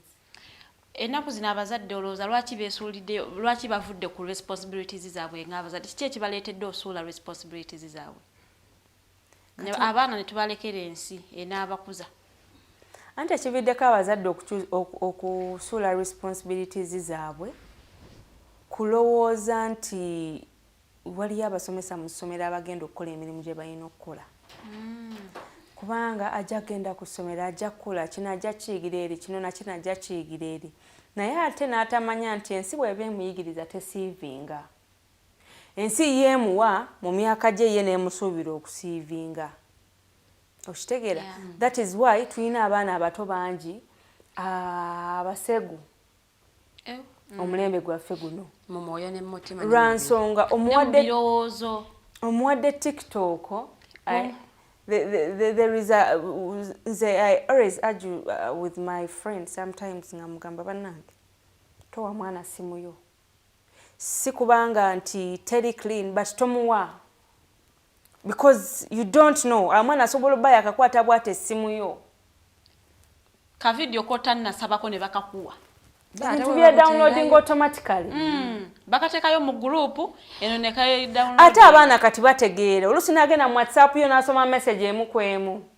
By the way naye bwe nkukuba empi. Now you understand where I'm heading. Kati nyina mukono wange nabadde naye nenseka noseka nangamba omwana omulaba buli simu yange yamanyi buli kirimu. I even laughed in my heart. I'm like, are you even stupid? Buli wamu amanyiwo. Amanyi obusonda buno nabuli. Nze simu yange teri mwana wange amanyi password ya simu yange. The only person who knows my password is my partner. Kubanga oyo asobola okuaccessinga password yange akole buli kyayagala anonye mukyayagala ne waba anonya contact gyagala because we mubeera mwenna contacts almost mubanga abazisharing. Yes. Oyo simu inaako buzibu at any time akebere simu yange. Ye ne bwasangamu ekintu kyonna kyonna ekiri fane. I'm in position to defend whatever comes in. Okitegeera. Naye omwana omuto akwate essimu yo atandika osoma nzera waliwo we nakasangiriza akawala kange akakulu ng'alina wayisaayisaamu anoonya lines. Ate nno yali mu bifaananyi nenkagamba mpola mpola nenkagamba kakati esimu okimanyi nti y'abantu bakulu ebifaananyi binoonyamu mami mbadde ndaba bifaananyi birine wansabye because I know asobola scrolling ate n'agwa ku bintu ebirala. Oluusi tuyiba ne videos eziri sensitive mu masimu abantu abamu naddala mu abazadde abamu abatuuka mu nsonga ez'omukwano ne mwekwata obutambi. Omwana n'agenda agwa ku bintu ebyo. Musooke muleke mbanyumize story. Ng'omwana asanga essimu ya taata we. Ng'asanga essimu ya taata we. I think I was even talking to my friend Nisha ndowooza twalina we twali. Ng'asanga essimu ya taata we. Ng'agisanga ng'agibikola bulungi. These are real life stories. Ng'abikola bulungi ng'asanga daddy ne auntie nga bali naked. Ng'akwata essimu ng'agenda atwalira mami. Mami, you see daddy and auntie are naked. That guy was somewhere cheating. Madamu ng'akwata essimu ng'agiddiza abaana nga bagenda bumuddire wali gundi. Ng'abaana batandika. Daddy, you here naked with auntie. Never seka. You here naked with auntie. Never seka. The guy froze. Already kati. A disclosing obwenze eri ba disclosing mama wabana. Agamba kati nago kati gashakinga. Aswadde eri abaana. Aswadde eri abaana. Abaana ogenda bagamba ki? What are you going to explain to these kids? Let me tell you one thing. Ebintu ebyantukako nga nyina emyaka 4 nkyabijjukira. We don't forget. we don't forget. Ebintu eby'obukulu mbyerabira nnyo naye ebintu by'obuto byonna nkyabijjukira. Omwana omuto okwerabira. Disiki eba ekyali Ogenda kwata omwana oyo omukube yeerabire ogenda kikola otya. That is a trauma for life. Lwe bitandika making a sense. Bye walaba mu buto bi making a sense ng'okuze nga kitegeeza ne daddy we yali naked ne auntie baali bakola bino mazima okitegeera. That is why I always tell parents, bw'oba olina obusobozi obufuna ennyumba ennene mukwano gifune. Bw'oba okyali mu rumu mukwano tozaala. Bw'oba okyali kyekyo kye ŋŋambye, bw'oba olina obusobozi, bw'oba oli mu single room ng'okyasobola okulinda ku katini lindamu. Ge mazima agakaawa. Tulindeko okuzaala ndowooza. Tetulya kuzaalira kwa 3 eyo mwezi. Bw'oba omwana omukama amuleese ng'okyali mu single room, believe God to go at least in a double house. You people. Musabe. Believe God. Fenna faith ye tutuusizza we tuli. Fenna twaliko mu room emu tetewali wano abalaata. Fenna twasogerako mu room emu, fenna tuddako mu room 2 kati ntufuna onenene we tuli, but because we have believed God, you people. Bw'oba olina abaana, believe God to get a bigger space. Mukyala Joan, katusooke tuwumbulemu katono nnyo. The Mighty Drive, ye program gyogenda maaso n'okuba ng'olaba twogera ku nsonga za kugunjula baana. Nsonga nnyingi nnyo nno, ebimu tetunnaba na kubikwatako, waliwo bye tutannaba na kwogerako. Tulina abaana abalina emize naye nga n'abazadde bennyini tebagimanyi.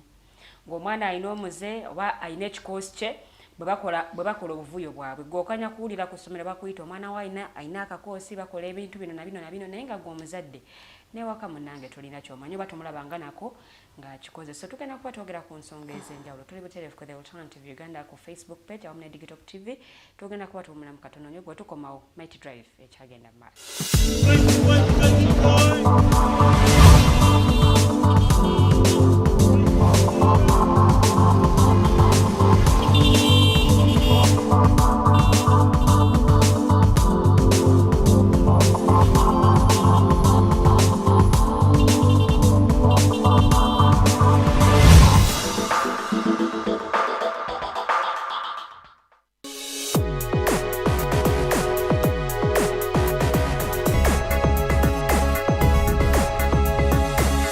The Alternative Digitalk. Real issues, real talk. Hi, Rogers. Can I ask you something?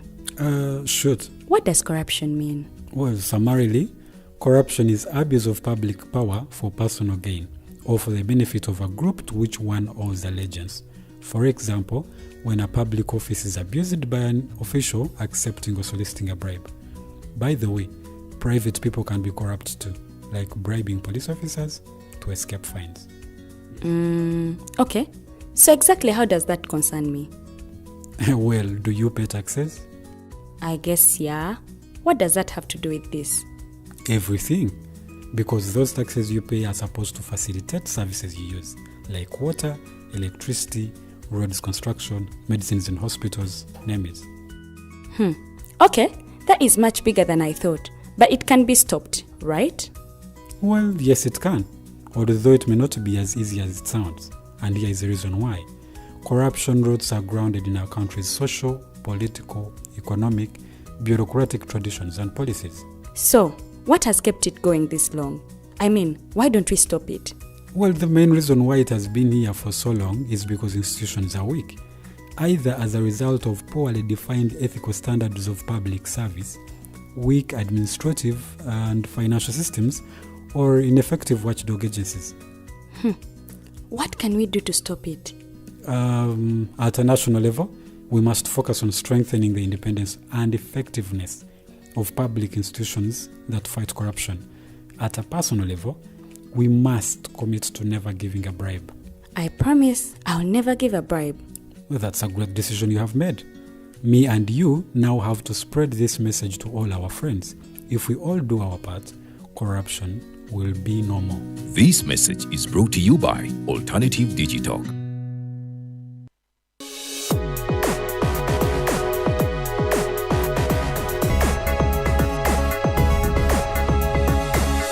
The Alternative Digitalk. Real issues, real talk.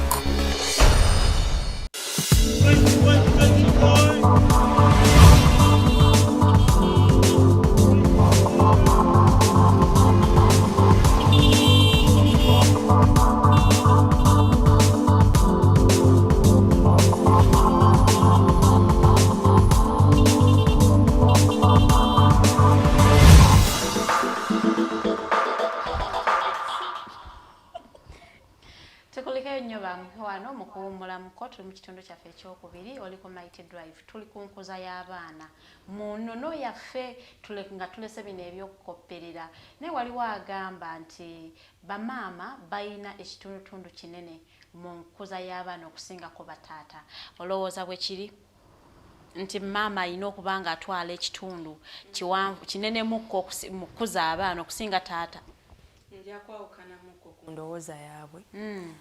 Parenting is two way. Omanyi omala tuukayo ate tulina nnyo abantu aboogera gye batannatuuka sooka otuukeyo olyoka oyogere. Parenting has to be 50-50. 50-50.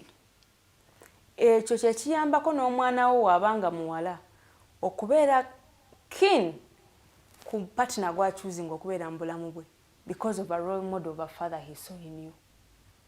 Which making it a sense wolowooza olina kuteekasira ku balenzi bokka. Parenting has to be two way because omwana naddala omuwala ayagala afune figa y'omwami gw'aliraba mu maaso bw'anaabeera.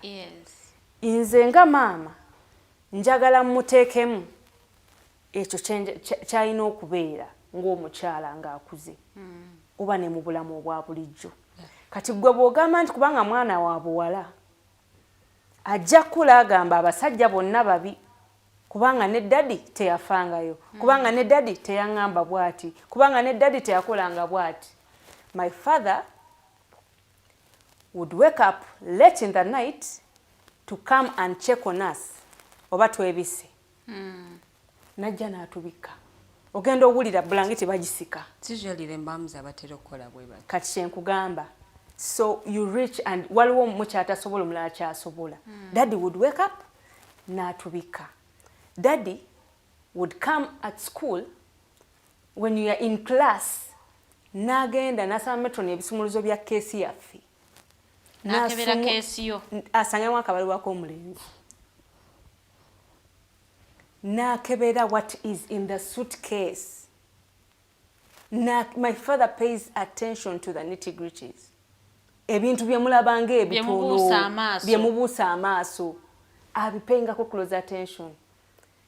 Daddy ye muntu asobola okujja mu bisenge byammwe abagera temuliiwo n'akebera n'akola roll call n'akebera buli wamu cleanliness kwaye musajja muyonjo nyonyo n'akebera buli wamu n'alaba kiki ekitateredde kiki ekiri bwekiti kiri n'akebera ekigambo ekikufulumya mu kamwa akuulira ngwe n'ekigambo kyogedde oba kya busiro oba kya bwemu. He will call you out. That is also parenting.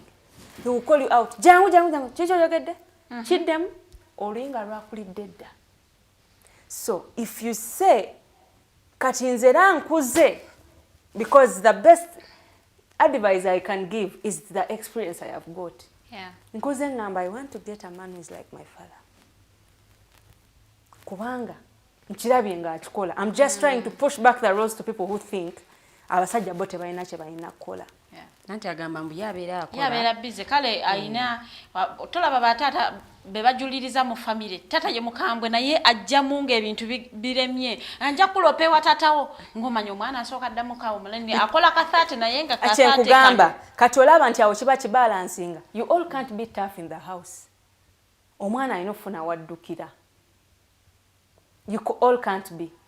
Fe wafe mama ye mukambwe. Fe daddy ye mukambwe twaddukiranga wa mami. Wa mami akubisa bisapatu. Daddy wa waya na nisipi. And I'm telling you. Bwakwata ko bwati. Olama okunywa. Otandikirawo okulama. Era ogenda olabanga mami ajja. Abana baleke. So that is all part of parenting. That back and forth thing. Era obeera ngo ga daddy n'akiwulira. mpedde nakigwa mu matuuge mami n'alaba kino mpedde. So that is how parenting becomes two-way. Era ogenda owulira abazadde abamu abali overwhelmed nga ogamba munne banayondekeredde nze omwana mukolere ki. You have to be hands-on on everything. Mwe abantu aba kubanga abaana mubazadde babiri. Gwono gw'omulekedde omulala oyagala akole ki. That's why bamama bamu ogenda bawulira nga bagamba ngenda kulopa ewa taatawo. Ndowooza olaba parenting very wild. Kati ng'omwana yeetereza kubanga amanyi what dad is capable of doing. So parenting is 50-50. And we have to be in the same spirit. If I sit on the dining and I say no, daddy has to agree with me. Yes. He has to agree with me. That is wrong for parents that do such. If I tell a child no when you are there, agree to my no to them with mami adjust a bit. Yes. Don't show the child that we are not agreeing. No, not what to kanya. When we are talking to the children and I tell the children do this, be in agreement. If you're not in agreement, shut up. Yes. If you're not in agreement, shut up. Naitolaga mwana nti mami kyakugamba kikyamu. When we go in the bedroom, tell me, Joan, nedda. Awo tutereeze mfuna engeri gy'oki draftinga tukitereezeemu mu magezi. Naye buli w'ogamba omwana no. Nga mami abadde agambye yes. Obuzaabuza omwana, oleetera n'omwana otandika okunyooma. Okitegeera. Kiringa daddy bw'anaagamba nti temugenda wano. Mami nagamba mama mugende. Wama mugende. Temwambala patra mwambala ebiteeteeyi ko mami guno mulembe gwe guliko leka abaana tubambale. Ng'okyogera openly. So ebintu ebyo byonna that is how parenting is. Parenting si kwogera bwogezi n'abaana bye mukola bye bakoppa. That is what I even said last time. Bye mukola bye bakoppa. So bwe nzija ne tugamba for example abaana bagambye bagenda kutuwa. Tetuva mu kisenge n'omukulu nga tukkaanyiza abaana tebagenda kutuwa.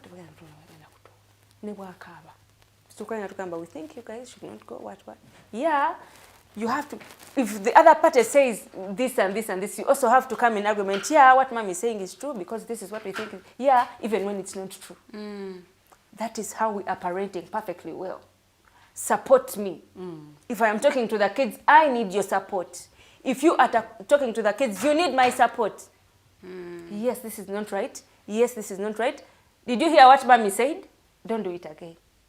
Muchala Joan, mu submission yo oyogedde nnyo ku bazadde abali bombi naye tulina abazadde nga tebali bombi. Single taata, single mama. Nti omwana alina akadde wabeererako ne maama niwabawo n'akadde wabeererako ne taata. Nti oluusi wabeera ne maama ajja kukuza ekyebyo kyamuteekamu kirala nnyo. Akuteekemu kyakuteekamu ate nga ne taata alina kyakuteekamu nga biringa ng'ebikuubagana. Kati omwana ono ye ali mu position okuba nti alina okuwuliriza maama kyagamba awulirize ne taata kyagamba. Naye ate n'amaliriza nga ali confused at some point. Kati omwana ono ye ayambiddwa atya? Kati it's actually, first of all, it's so unfortunate. Being a single parent, it's not something easy to take in. Naddala nga tonnafuna challenge ya mwana kugamba ku ssomero. But my friends have their fathers at home. Where is daddy? But my friends stay with their mother, and it's their mothers that pick them. Yes. For me, where is daddy? So I want, first of all, even before giving my submission, salute single parents. You're doing a great job. Because as single parent, you have to play both roles of being that party who you are, whether you were female, and being a male at the same time. You have to wear it. Or you know kwambala ekyokubeera taata ne mama. And the best thing you can do is to tell the child the truth. Ng'akuze. Wava mu stage ento. Daddy is somewhere else doing this and this and this, but daddy loves you. And you shouldn't hate daddy. Because of this and this and this. Because that is what comes with being a parent. Olowooza tubyogera tuseka. tubyogera tulina ennaku naye nga tolina kyakukola leka omwana akule yakyezuulire nti daddy never loved me. Yes. Naye gwe mugambe. Mommy lied. Daddy loved me. No. Ati ajja kujaga mommy you lied to me. You lied to me that daddy doesn't love me.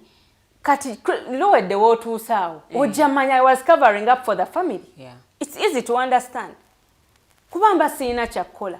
I will not tell you, oh, your father was bad. He did this to me. And then this is why we are no longer together. And then in the same spirit, hate your father as well. That is not right. That is not right.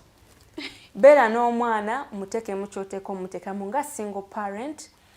Bwobanga owulira omenyese nnyo weetaaga father figure, you have brothers. Mugambe analchimako omwana agenda omuleko mulumula. Waliwo n'emikwano gyaffe egimu. Actually, I always tell people, we have friends abatusingira n'enganda. Yes, nga balungi nnyo. Omanye nti family ya mukwano gwe eri etya. Kansindikakayo Jason 1 or 3 weeks holiday. Bajje bazanye ne banne.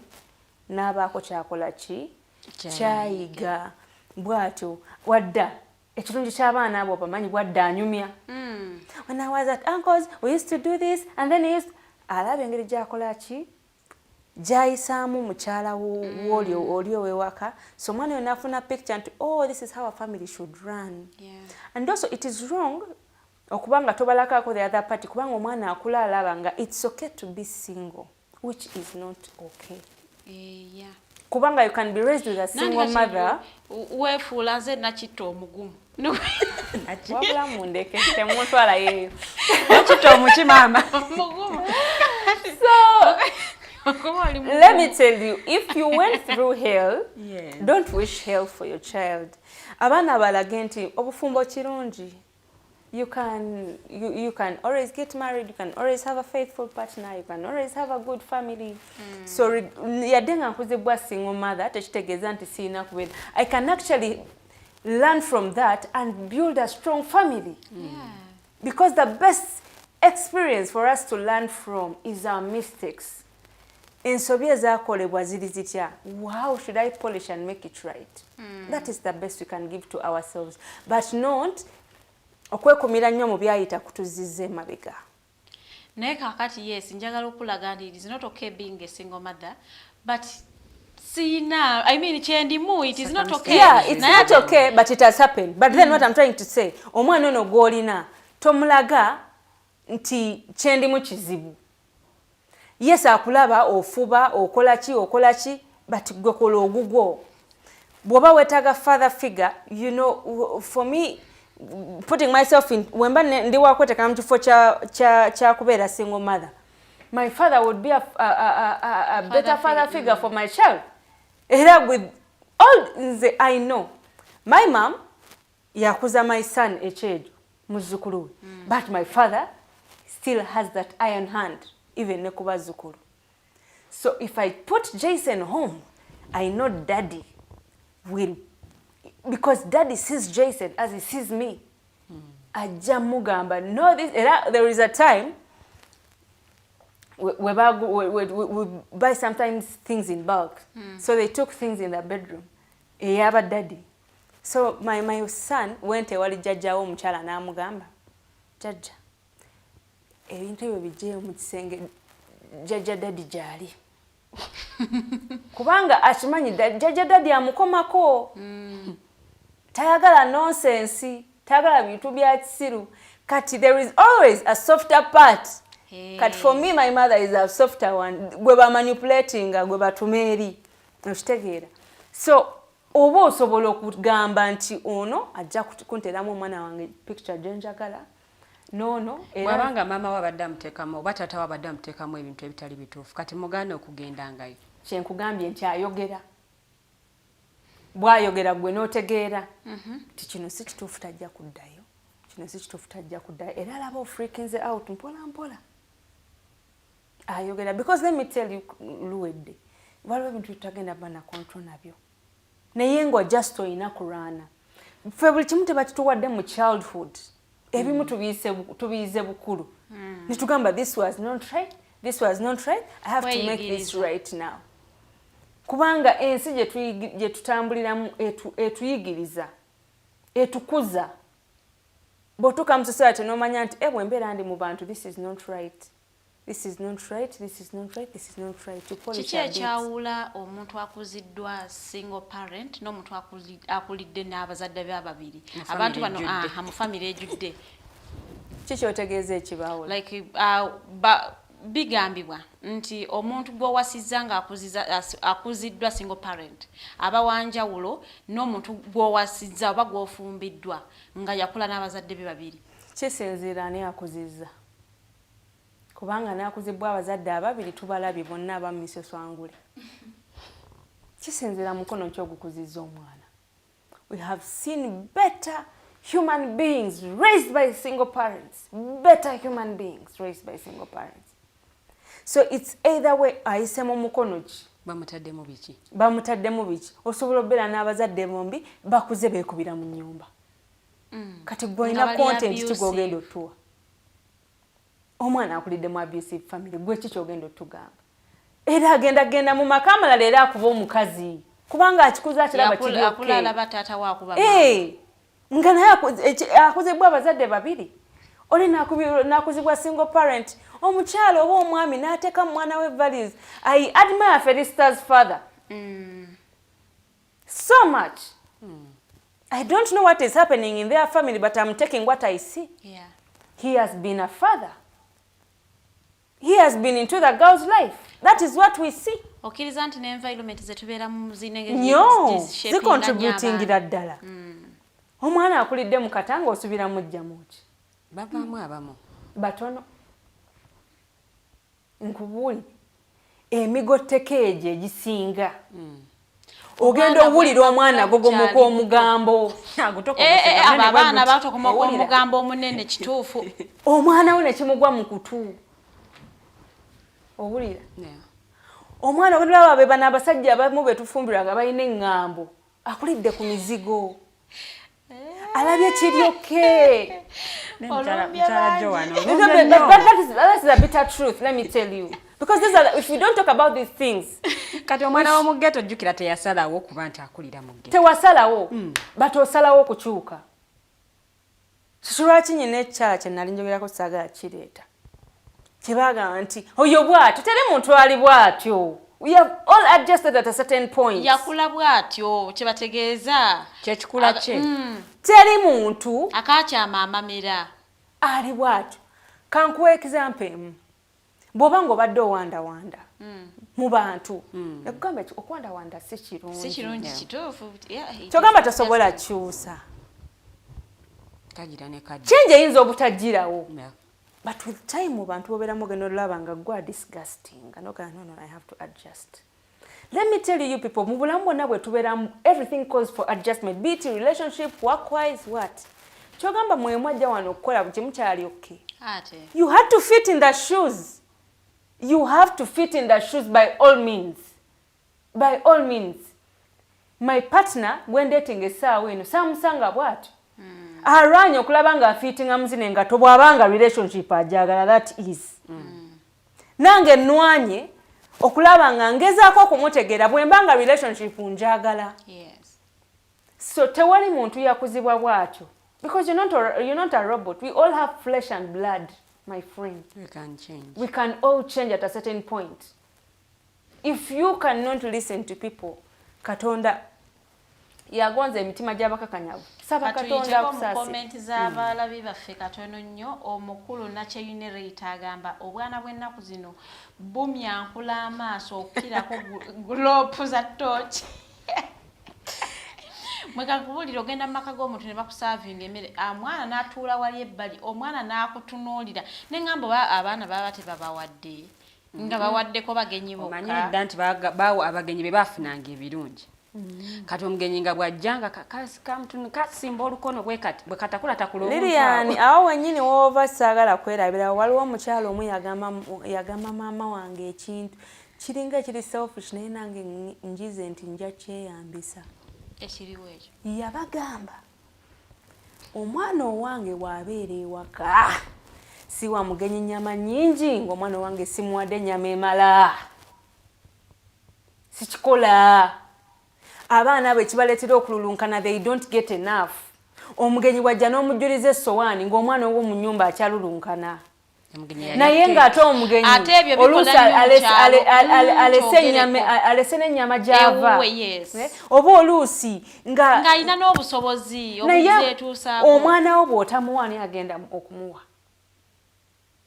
gw'ono omugenyi gw'otijja naye gw'olabye in just a day oluusi azze nakusunga but you fail to n'obega emmere ekisambi n'okiwa omugenyi omwana wo n'omuwa kawawaatiro akasingosingo tekaliko na nnyama busingosingo kawawaatiro nno kaliko oluliba naye akasingosingo tekalina na nnyama yadde bwe kibanga kyekyo sala enkoko 2 nga nnene omugenyi omuwa ekisambi n'omwana owo omuwa ekisambi but kids are always ebisinga byekya abaana okuleeta ekyo beegomba omugenyi ajjako ddi ewaka tulye ku nnyama soda ne keki bamuwa nnyama kati muno mu kyalo babifumba ne byonna ne babipakinga mu serving dishes ne basooka babiweereza abagenyi ne basooka balya kati gye baleseewo gye mulinda mmwe ne mulya. What kind of rubbish is that? Hey, in African society omugenyi abeera waggulu wali bamuwa ekitiibwa kyekyo badde enkoko kye batamuwa lusingosingo waliwo omugenyi gwe bali bawadde olusingosingo tebasobola nze ekitegerekeka oba ekitategerekeka for some reasons if I'm expecting a visitor omuntu ayinza okukiyita okudiibuuda nkolamu akadiibuudo oyongeramuko kisukkamu ku ya bulijjo nyongeramu I would prefer ebintu okufikkawo than abantu obutakkuta nyongeramu era bwe manya nti abagenyi bajja bameka 3 nko kugenda sala 2 waliwo okugatujja 3 ne bajja 4 anti era because otekamu extras no sala 2 nomanya ngenda tera nze if I am expecting visitors mukama abanga biridde nkole ebika byenva nga 3 tujja kujja tukyale ne bibeerawo ntandise okulabawo okukyala n'okola ebika byenva nga 3 ne bibeerawo n'omanya nti waliwo ennyama waliwo gundi bweba weeriwo oba olina obwo obusobozi ne bw'oba okoze ekika kyenva kimu nga kingi bw'oba tosobodde mu postponing kubanga yatagenda kujja omutunuulire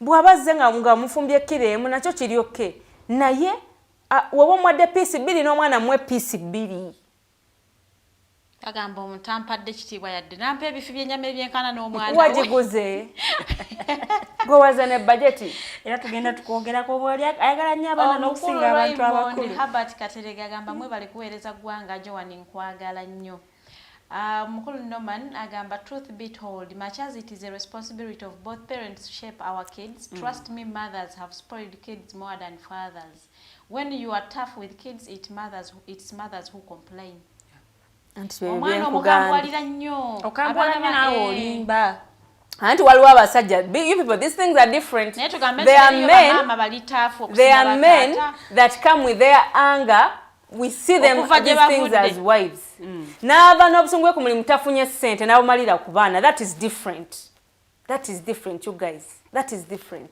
tosobola kuva na busungu bweri kubanga gwe tofunye ssente ate obusungu n'obumalira ku baana nze ng'omuzadde oba nga mukyalawo njawula obusungu obuli nnomo n'obutali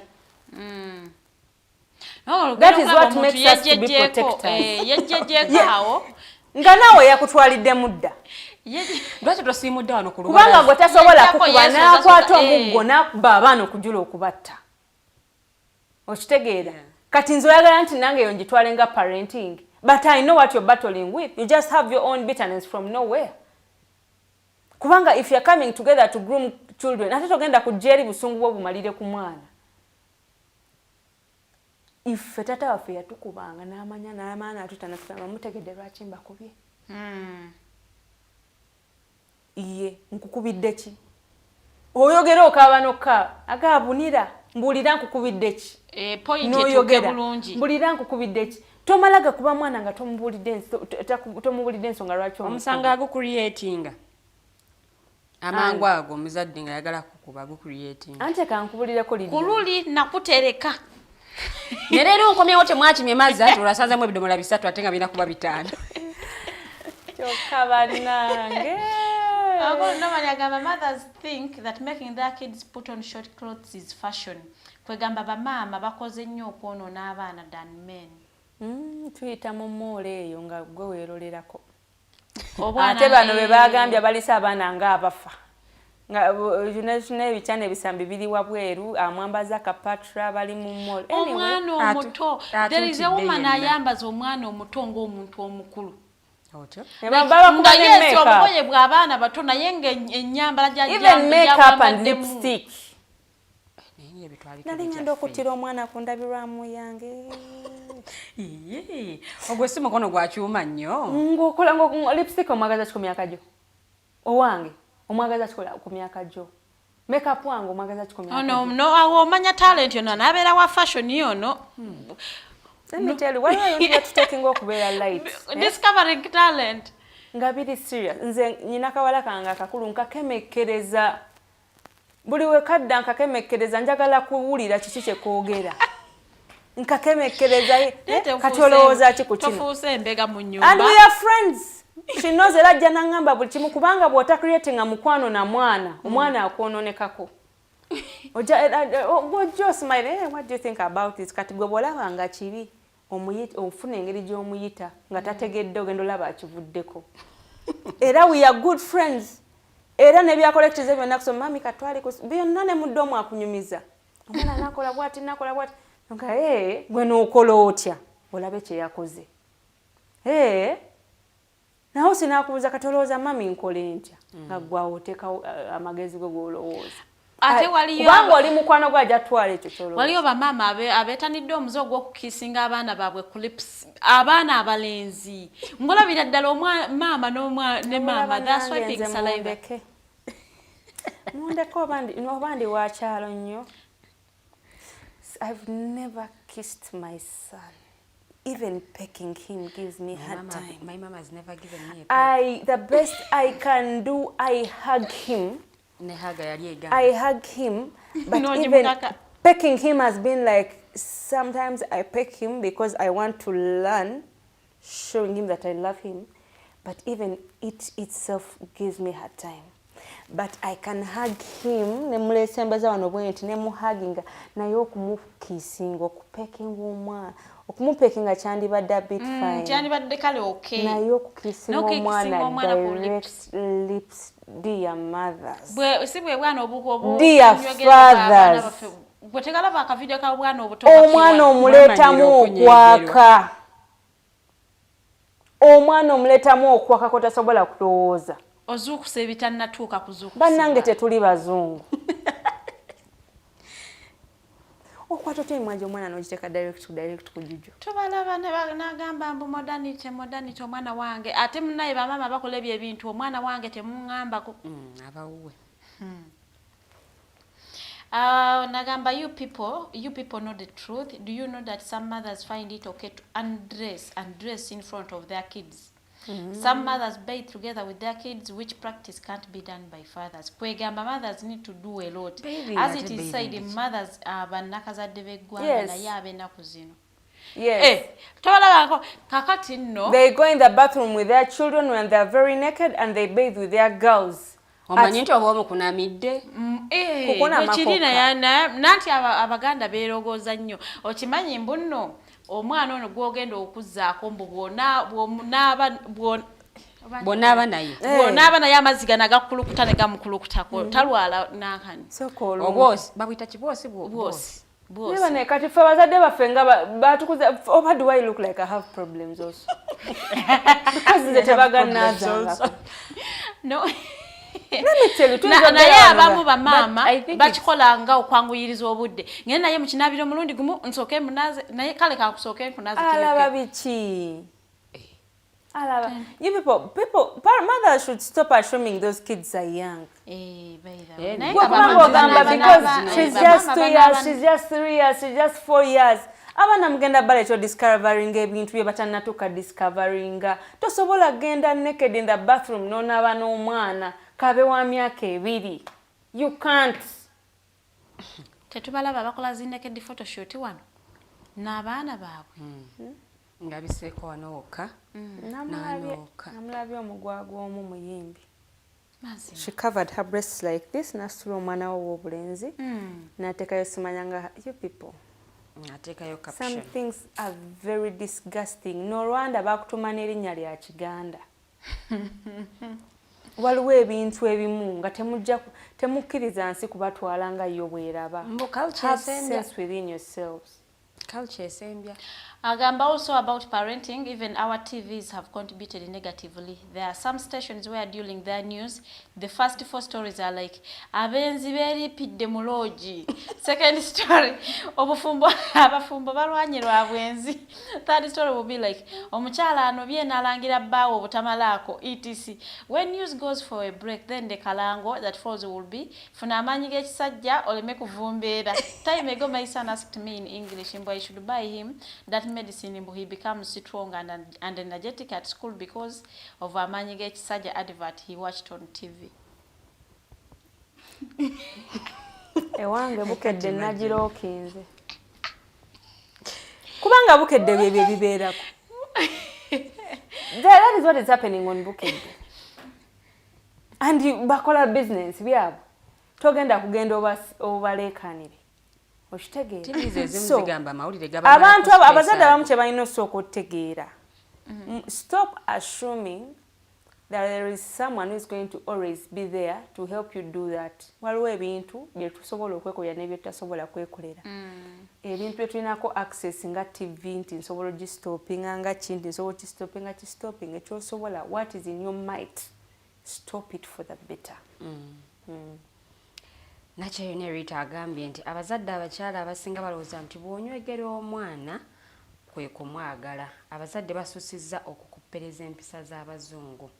N'ayongerako n'agamba bataata abagula firimu za kinaakukka ne bazirabira mu ddiiro nga bamaze nga abaana beebase baleetedde okwonooneka kw'abaana oba baleetedde abaana okwonooneka. Bituufu. Ka movie night ne mukateeka ewaka awo. Abaana beebase siddi ne mugireka awo mu zino siddi eza bulijjo. Ezirabibwa.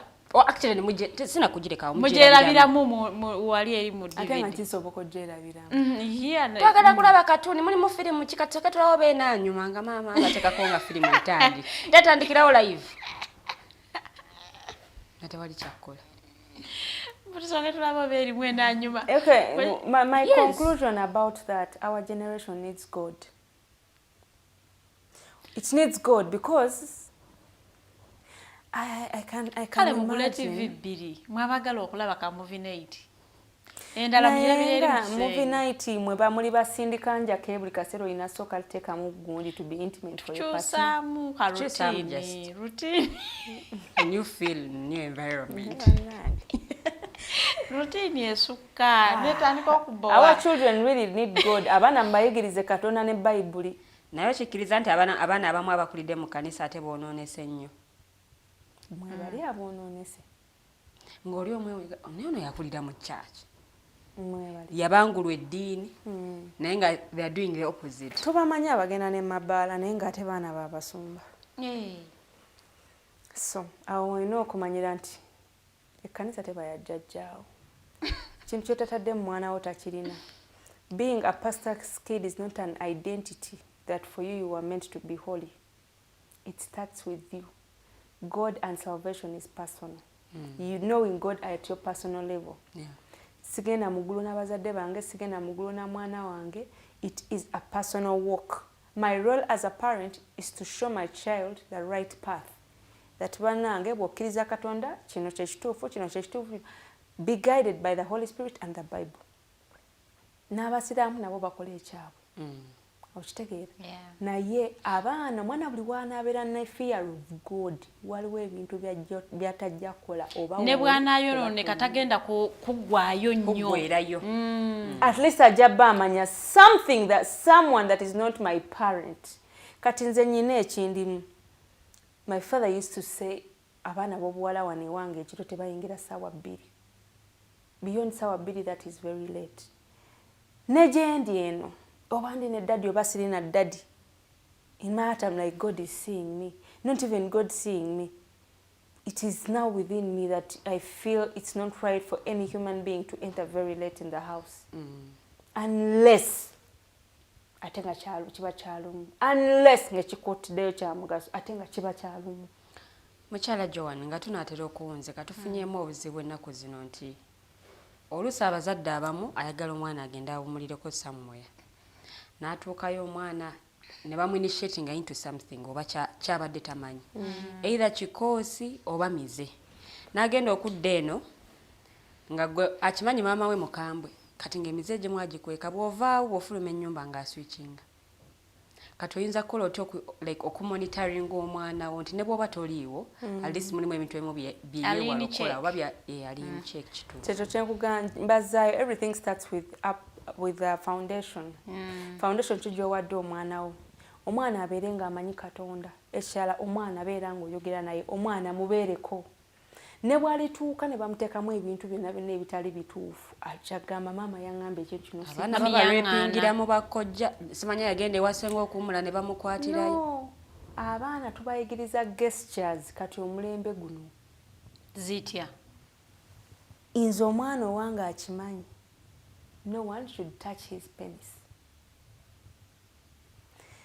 omwana omugamba n'omukyala gwendese wako kuyamba shouldn't touch it nomuyigiriza you can wash it yourself nyina mukwano gwange ye yaŋŋamba alina bawala maybe yali agezaako